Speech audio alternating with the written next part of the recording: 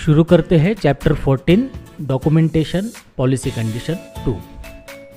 इस चैप्टर में हम लोग डिस्कस करेंगे कि पॉलिसी में क्या क्या कंडीशंस होती है और क्या क्या प्रिविलेजेस हम लोग कस्टमर को प्रदान करते हैं। ग्रेस पीरियड एक एडिशनल टाइम है जो पॉलिसी होल्डर को मिलता है अपना प्रीमियम पे करने के लिए। ये एक्स्ट्रा टाइम जो होता है ये 1 मंथ या 31 डेज़ का हम लोग कैलकुलेट करते हैं।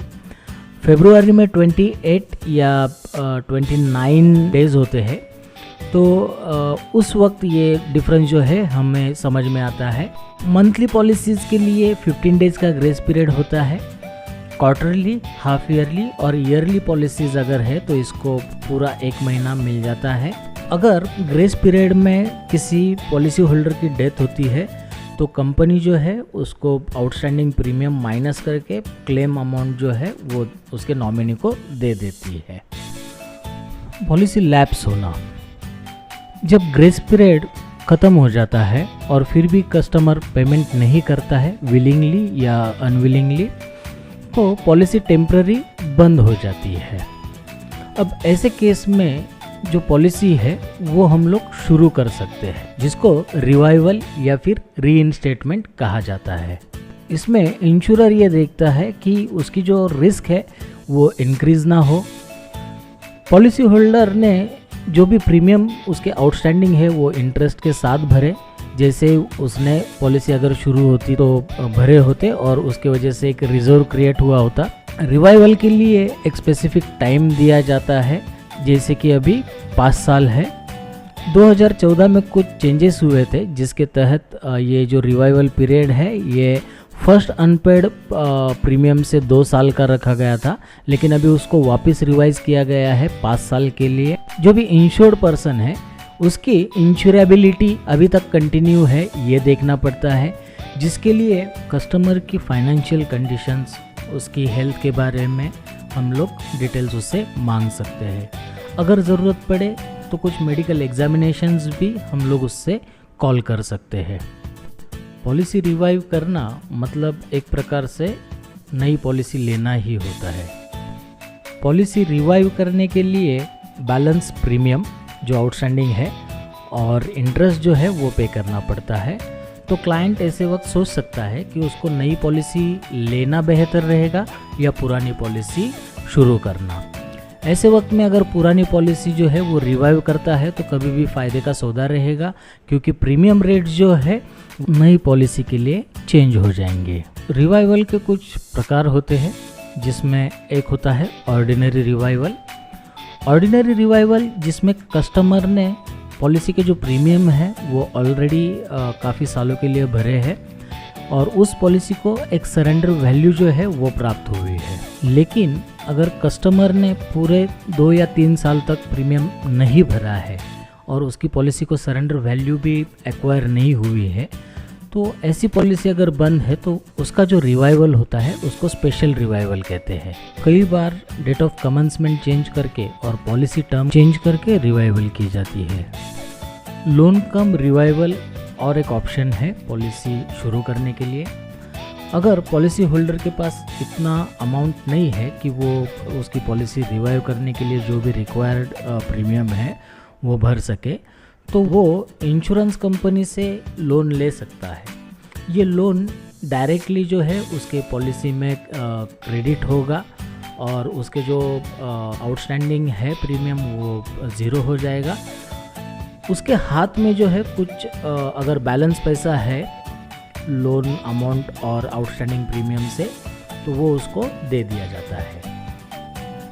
ऐसे में कस्टमर को लोन भी मिलता है और पॉलिसी रिवाइव भी हो जाती है। इंस्टॉलमेंट रिवाइवल एक ऑप्शन होता है, जहाँ पे अगर पॉलिसी होल्डर के पास लमसम अमाउंट नहीं है कि वो वन स्ट्रोक उतना पैसा भर दे, तो इंश्योरेंस कंपनी जो है उसे इंस्टॉलमेंट में पेमेंट करने के लिए अलाउ करती है और उसकी पॉलिसी जो है वो शुरू कर देती है।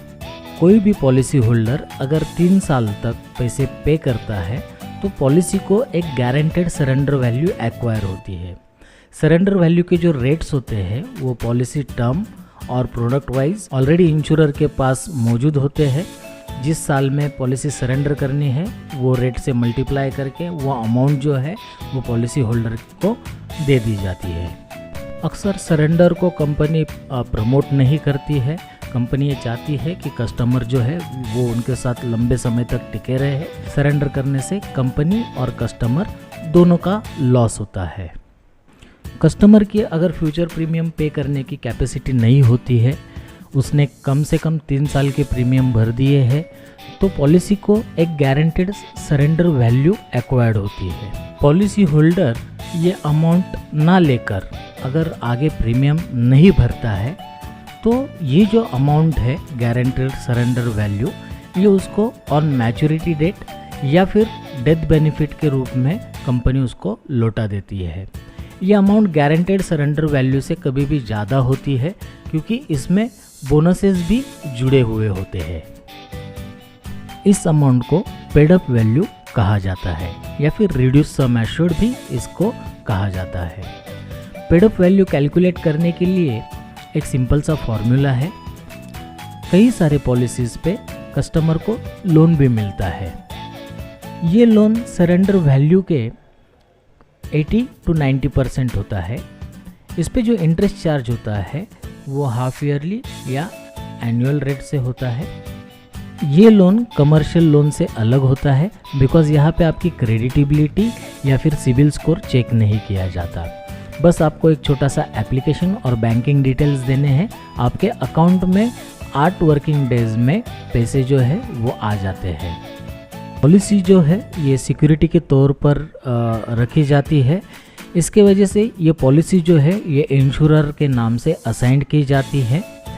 इसके दरमियान अगर क्लाइंट की डेथ हो जाती है तो उसके नॉमिनी को जो भी पॉलिसी में जो बेनिफिट्स है उसमें से लोन का जो आउटस्टैंडिंग है वो डिडक्ट करके बैलेंस अमाउंट पे की जाती है। कई बार पॉलिसी होल्डर जो है लोन लेने के बाद अगर आगे के प्रीमियम नहीं भरता है या इंटरेस्ट नहीं भरता है, ये जो अमाउंट है ये उसके लोन आउटस्टैंडिंग में ऐड होती है। जिस दिन उसके पॉलिसी में जो कैश वैल्यू अभी एक्वायर्ड हो गई है उस दिन अगर लोन की आउटस्टैंडिंग बढ़ जाती है या बढ़ने के चांसेस होते हैं तो इंश्योरेंस कंपनी जो है ये फोर्सफुली पॉलिसी बंद कर देती है, जिसको फोरक्लोजर कहा जाता है।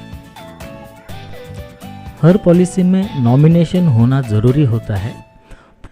नॉमिनी वह व्यक्ति होता है जो पॉलिसी होल्डर के डेथ में जो पैसे है या जो भी डेथ बेनिफिट है वो रिसीव करता है और एक ट्रस्ट की तरह एक्ट करके वो पैसे का सही इस्तेमाल करता है। हालांकि नॉमिनी को उन बेनिफिट्स पे कोई राइट्स नहीं होते हैं, वो सिर्फ जो पैसा है वो ले सकता है। पॉलिसी में एक से ज़्यादा नॉमिनी हम लोग अपॉइंट कर सकते हैं। जहाँ पे नॉमिनी माइनर है एक अपॉइंटी मेंबर की ज़रूरत होती है। इन केस अगर डेथ हो जाती है तो अपॉइंटी जो है ये मनी जो है वो रिसीव करता है। जिस दिन माइनर 18 ईयर्स कंप्लीट कर लेता है अपॉइंटी उसका स्टेटस खो देता है। नॉमिनी पॉलिसी के शुरुआत में या बाद में कभी भी जोड़े जा सकते हैं। नॉमिनी जो है ये चेंज भी कर सकते हैं। असाइनमेंट ये एक इम्पॉर्टेंट टर्मिनोलॉजी है इंश्योरेंस में। असाइनमेंट अगर सिंपल भाषा में कहा जाए तो ट्रांसफ़र ऑफ राइट्स। मेरा जो मालिकाना हक है वो मैं किसी और को ट्रांसफ़र कर देता हूँ। असाइनमेंट करने के लिए कुछ कमर्शियल या फिर लव एंड अफेक्शन रिलेशनशिप्स होने चाहिए। एग्जाम्पल के तौर पर एक पॉलिसी होल्डर अपने पॉलिसी के सारे बेनिफिट जो है वो अपने छोटे भाई को देना चाहता है, लेकिन वो मैरिड होने की वजह से उसकी जो लीगल हेयर है ये उसकी वाइफ है। तो इन फ्यूचर अगर कभी ये पॉलिसी होल्डर की डेथ हो जाती है तो उसकी वाइफ जो है वो डेथ बेनिफिट पे क्लेम कर सकती है। लेकिन अभी ये बंदे ने ये सोचा है कि इस पॉलिसी के सारे बेनिफिट्स मेरे भाई को मिले, तो ये बंदा जो है ये पॉलिसी उसके भाई के नाम से असाइन कर सकता है। मतलब ये पॉलिसी होल्डर ने अपने जो भी मालिकाना हक है वो अपने भाई को ट्रांसफ़र कर दिए। अब अगर इस पॉलिसी होल्डर की डेथ हो जाएगी तो जो बेनिफिट्स है उसके भाई के नाम से मिलेंगे। भाई जो है वो लाइफ टू बी एश्योर्ड न होने की वजह से वो नॉमिनी अपॉइंट नहीं कर सकता। असाइनमेंट के दो प्रकार है, एक होता है एब्सोल्यूट असाइनमेंट और एक होता है कंडीशनल असाइनमेंट। कंडीशनल असाइनमेंट जो होता है वो कोई बैंक या फिर इंश्योरर के साथ होता है जहाँ से लोन लिया जाता है। लोन ख़त्म होने पर यह पॉलिसी ओरिजिनल पॉलिसी होल्डर को रीअसाइन की जाती है। जैसे ही पॉलिसी रीअसाइन होती है, पॉलिसी होल्डर ने नया नॉमिनी उसमें जोड़ना अनिवार्य होता है। अगर नॉमिनी जोड़ने से पहले उसकी डेथ हो जाती है तो ये जो केस है ये ओपन टाइटल हो जाता है एंड कोर्ट डिसाइड करती है कि इसके जो बेनिफिट्स है वो किसे देने हैं। एब्सोल्यूट असाइनमेंट में जब तक असाइनी नहीं चाहता रीअसाइन करे तब तक ये पॉलिसी रीअसाइन नहीं हो सकती। नए रूल्स के हिसाब से पॉलिसी जो है वो फुल या पार्शियल असाइनमेंट हो सकती है। डुप्लीकेट पॉलिसी सर्टिफिकेट, अगर किसी का पॉलिसी सर्टिफिकेट गुम हो जाए तो ऐसी केस में इंश्योरर जो है ये डुप्लीकेट पॉलिसी इशू करता है इंडिमनिटी बॉन्ड लेकर।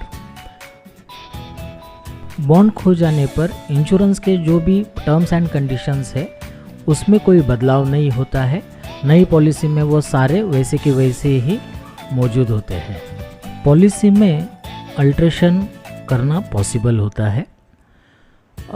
हालांकि एक साल के अंदर कई सारे अल्ट्रेशन जो है वो अलाउड नहीं होते, लेकिन जो कंपलसरी अल्ट्रेशन है जैसे नाम में बदलाव है तो ऐसे जो अल्ट्रेशन है वो फर्स्ट ईयर से ही अलाउड किए जा सकते हैं। अल्ट्रेशन की वजह से पॉलिसी के जो भी टर्म्स एंड कंडीशन है उसमें कोई बदलाव नहीं। तो इस चैप्टर में इतना ही, मिलते हैं नेक्स्ट चैप्टर में।